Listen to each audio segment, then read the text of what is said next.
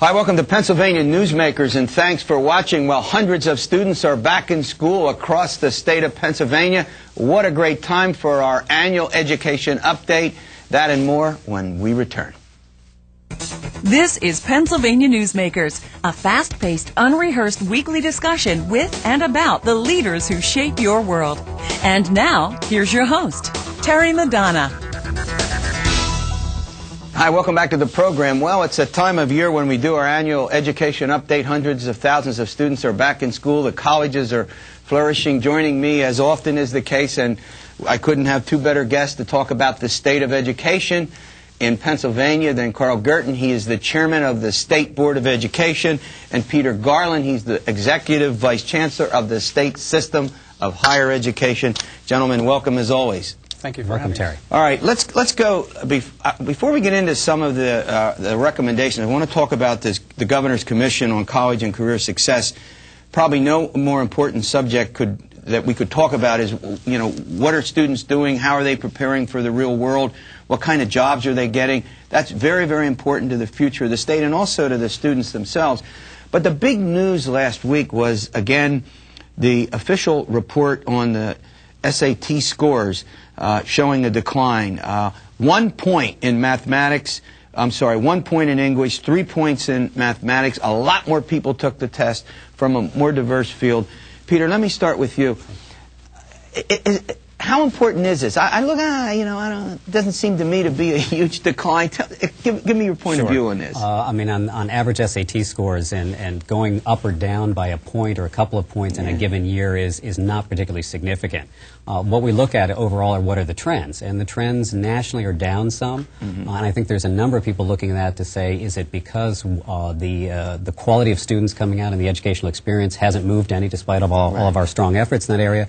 Or is it because, as we also know, that many more thousands of students in Pennsylvania as well as the country are expecting to go to college, are now taking the SATs. We have districts that encourage all students to take it regardless of their career paths. So trying to sort that out is something that we continue to work on to understand it. It'd be nice if the scores went up dramatically, then I think we'd all feel satisfied. I guess they went up a little bit in the late 90s, and then you're exactly right, you know, in around 2004 and 2005 they started to go down. Karl, let me ask you, I mean, look, you head the state board, you get the credit and the blame for just about everything that goes on in our education. What's your own personal philosophy about the SAT?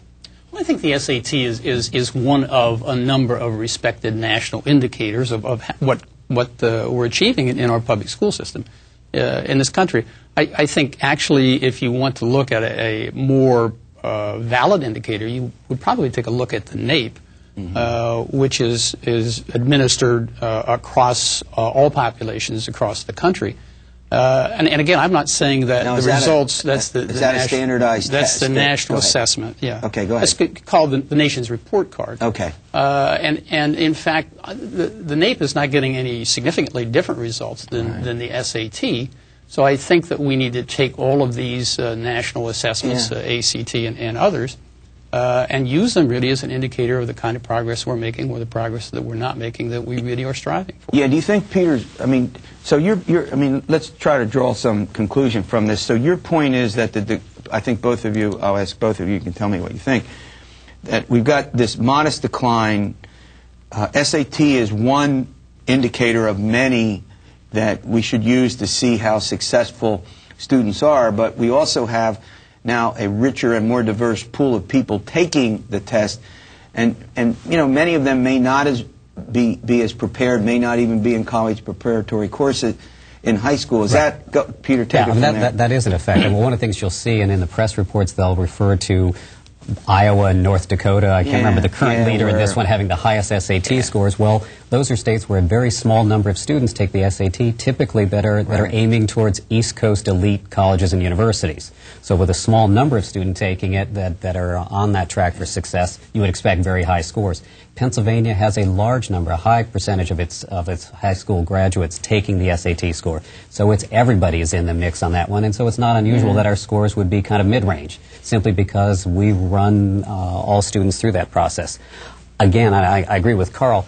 It's one of the indicators. It's, as school leaders certainly look at those as they hit the high schools, they will look at those against NAEP results, against PSSA results, against a number of other measures that they're using to track the success, to know whether in that school are they doing the right things. And I think that's going to be a richer use of that information. And I think just for tracking in Pennsylvania, we spend a lot of time focused on the Pennsylvania system. Assessment. And the PSSA, in fact, is aligned with the academic standards. We're working diligently to get our curriculum aligned. And so I think that we need to continue to focus on Pennsylvania's statewide assessment and accountability system. But these are other indicators that I think we all need to be aware of and pay attention to. All right, when we come back from a break, we're going to get into an important subject, the Governor's Commission on College and Career Success, some important recommendations out of that report, and we want to bring them to you after we pay a couple of bills. We'll be back. This broadcast of Pennsylvania Newsmakers is presented by the Pennsylvania Chamber of Business and Industry, the statewide voice of business. This broadcast of Pennsylvania Newsmakers is presented by Pennsylvania Medical Society. Doctors and patients, preserve the relationship.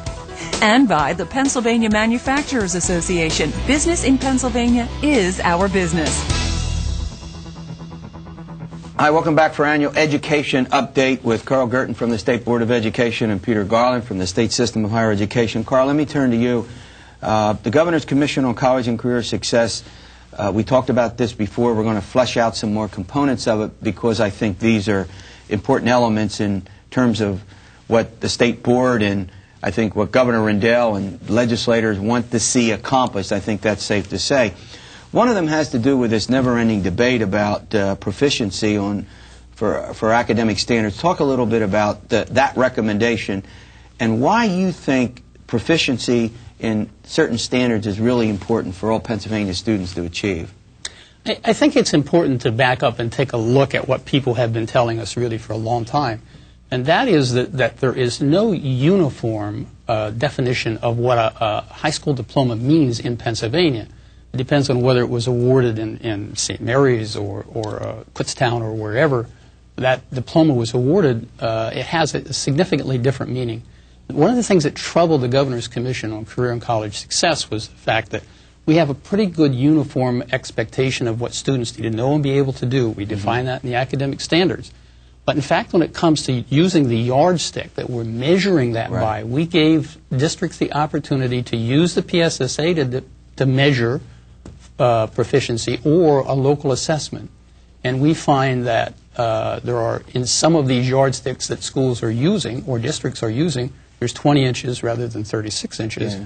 And so what we're trying to do is say to the taxpayers, parents, and students of the Commonwealth that we want a common yardstick that we use to define proficiency because we know what the academic standards are, and now we need to have a uniform way of measuring what students know and whether they really do have a grasp of the content. And that's achievable, Peter? You think that's achievable? Very much so. I think when we look at the experience in other states, what we know, and from the college perspective, we've known for generations that a B student from this high school is not the same as a B student from the next high school. Right. And oftentimes it's students and parents who are confused by that and don't understand. They thought they were at a certain level of achievement, and they get to the next place, they get their first job, or they get admitted to college and realize they're not as strong a student, they didn't have as strong a preparation.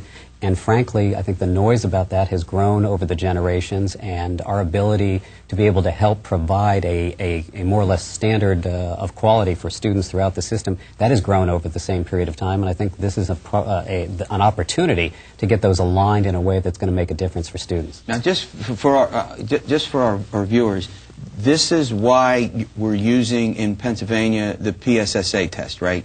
Go ahead. Yeah, no, the current requirement for school districts to award a diploma is to certify that students are proficient or advanced on the PSSA or a local assessment which is aligned with the standards. Okay. Therein actually lies the problem. In some instances, districts have taken that local assessment very seriously and have made a concerted effort to be aligned and get what the board views as reasonably comparable results. The fact of the 501 school districts in the Commonwealth, we have about 165 of our districts that have a 20% discrepancy between the number of students awarded a diploma and the number of students that are proficient or advanced on the PSSA, which is encouraging. On the other hand, we have about 185 districts that have a discrepancy in excess of 50%. Wow. So 50% of the students being awarded diplomas in these districts are not proficient on the PSSA, and that gives us some pretty strong indication of the fact that we do not have any reasonable uniform accountability system in the Commonwealth. All right, we're chatting with Peter Garland and Karl Girton from the State Board of Education. After we return, I want to get into whether there are sort of model curricula available that will help school districts accomplish these objectives, which I think is to make sure that A, students are learning, and B, that they're learning the right things. We'll be back after these words. This broadcast of Pennsylvania Newsmakers is brought to you by Pennsylvania Credit Union Association. Pennsylvania Credit Unions, where people are worth more than money.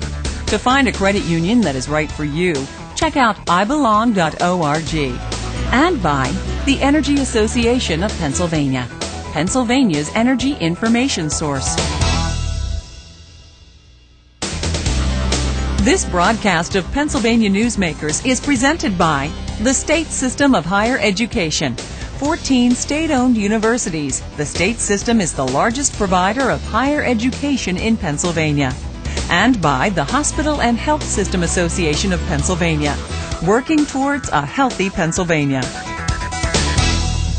Hi, welcome back to Pennsylvania Newsmakers. Hundreds of thousands of kids are back in school. What are they learning and why are they learning, I think, is in a broad sense what we're talking about here on Pennsylvania Newsmakers for our annual education update.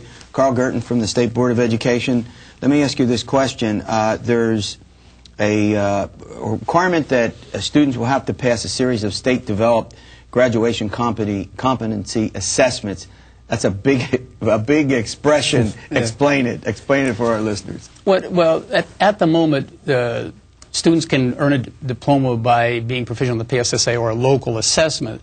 This recommendation envisions replacing the local assessment option with a series of state assessments that are content-specific. For example, there would be someplace in the neighborhood of 10 assessments, a certain number in mathematics, so you would have a state assessment in Algebra 1, a state assessment in Algebra 2, and certain series of other assessments which would actually be administered at the end of the course, so that rather than wait until the 11th grade to demonstrate that you do have a working knowledge of this critical content, students could demonstrate that at the end of the course, giving them an opportunity, giving them and schools an opportunity to learn much more from the assessment. So, Peter, why should students and teachers are going to be the beneficiaries of these assessments? Explain why they will be. Why Sure. is that important to them? I think one of the things that we've learned in having, as many states do, tests in certain grade levels is that, and the 11th grade is the big one in terms of demonstrating proficiency for graduation. A lot is happening in 8th, 9th, and 10th grade leading up to that point. Students are mastering biology, algebra, all of that kind of thing. In a sense, we're waiting till the 11th grade to test all of that. And students, it's a long way for students.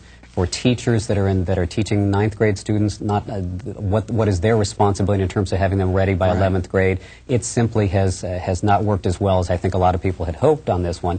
We will be able to, this method, be able to drive back down to students and teachers in the classroom where they're being taught geometry and chemistry and the rest of it, very specifically the kinds of knowledge they have to have, and they can demonstrate it. Teachers will know what they need to teach better. Students will know what their expectations are for them at the end of the course. It has great potential. Does that also allow then the 12th grade to be used for some kind of remediation? I mean, is that, or now wait a minute, let me just say something. You may not agree. I hear an awful lot of students say that the 12th grade is a holding year. I mean, personally, I think about 10% of our students ought to be in college instead of in senior year, in the 12th grade. We'll bring you back and we can get into that whole subject. But I mean, is that, explain the 11th grade. Well, the backing up to this series of assessments, it gives students in schools an opportunity to say at the end of 9th grade, I didn't grasp this component or this important piece of Algebra 1. Okay. And so rather than to discover that at the end of the 11th grade, Let's discover that at the end of the 9th grade. Let's do some targeted interventions. All right. Let's get that student So back then- up to speed yeah, so then when they you go do into it. Algebra Yeah, I 2, got they've it. got the base that they can work off of.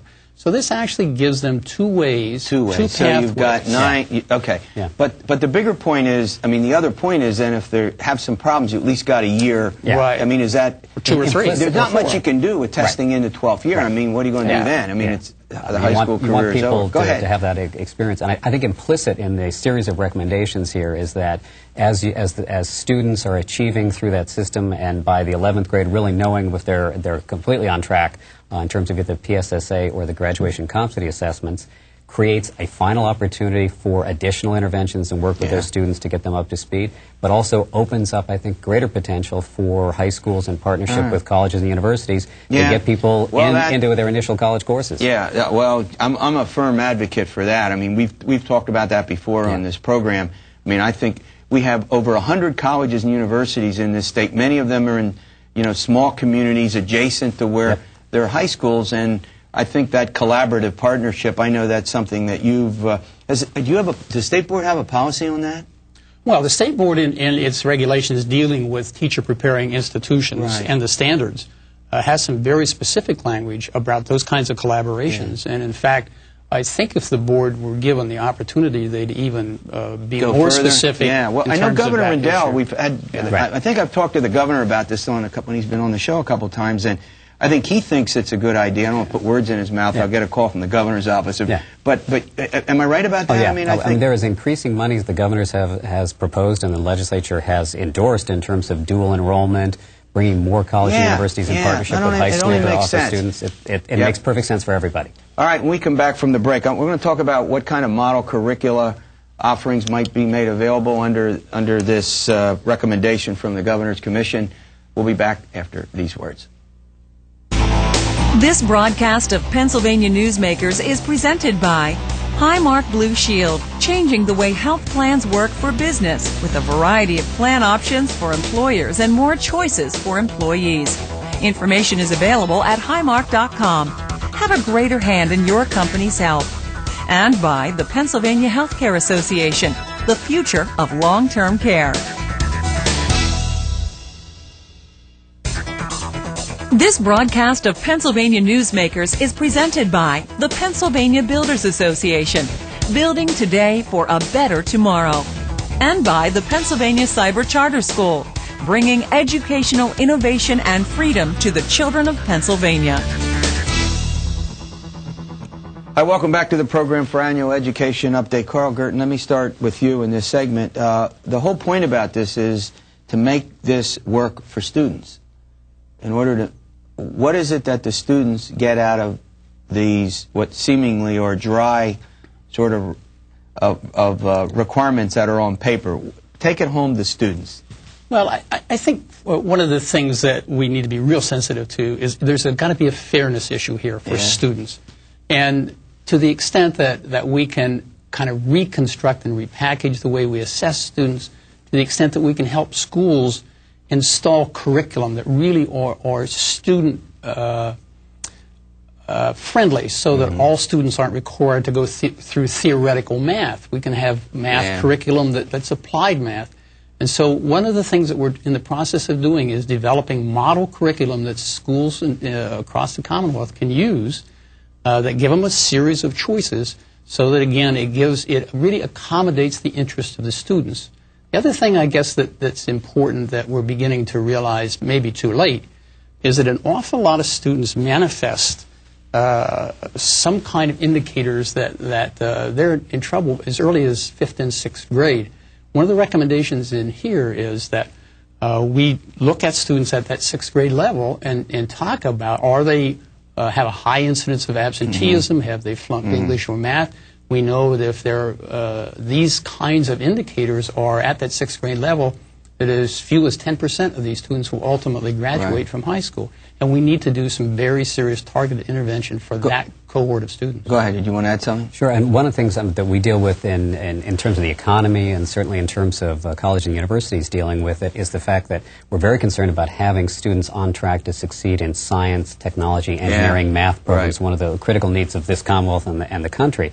And to Karl's point, what we find increasingly is that someone doesn't discover their math or science interest as a 12th grader applying to college. If they haven't had the kinds of instruction that's necessary and at a level of achievement through that process, we've lost them. We've also lost students. The dropout issues are still alive and important ones in the Commonwealth, and those are generations of students that we're losing, and a significant portion of them. We've got to find ways to not only establish, as we think we've done in these recommendations, a target for them to achieve, but the kinds of curricula, the kinds of interventions, and the kinds of data that we need to be able to track our students and know we are doing the best we can by them, and as they start to fall a bit off track, we're there to get them back on track. Talk a little bit, about where you are in the process of implementing these recommendations. Something when we took up parts of this the last time, we didn't get into it all. Where are we? The Commission has a total of 12 recommendations, and the current thinking is that they'll reconvene in November to specifically look at that question. But the State Board has on the table a draft document which would implement the graduation competency examination piece of this. Right. The Department's in the process of developing model curriculum. They're doing some very serious work around counseling and the ability to do these kinds of interventions that we've talked about here this morning. Is this going to be implemented? I mean, look, this is pretty comprehensive. This is going to be a piecemeal implementation, or is it, here it is? I think that the best way to describe it, is, in my knowledge, and Karl knows this too, is that through a variety of mechanisms, we're working on implementing all 12 of the recommendations even as we speak. The one that is going to be sort of the most public one and the one that needs to move through the regulatory process is changing our current requirements for student testing. But in terms of... now, can the State Board do that, or must you go to the legislature for that? Well, the State Board will develop it, and the State Board then has to go through regulatory review, so it has to have the concurrence of the House and the Senate and the Governor's office. That's what I meant. Yeah. So if you have a time frame for when you think these recommendations will be out, the school districts will be working on them, do you have any kind of a time frame? Well, I think it's probably not fair to say that there's a time frame for all 12. Some of these are very complex, like equity and access and so forth. But I would sincerely hope in the next 18 months that the people who have the responsibility and the authority to execute these recommendations will have acted on the vast majority of them. All right. This is a great update. Thanks. And we're going to do something with you folks later in the fall on another aspect that the State Board's dealing with. I won't tell our viewers. We'll wait until then. We'll see you next week for another edition of Pennsylvania Newsmakers, and stay well.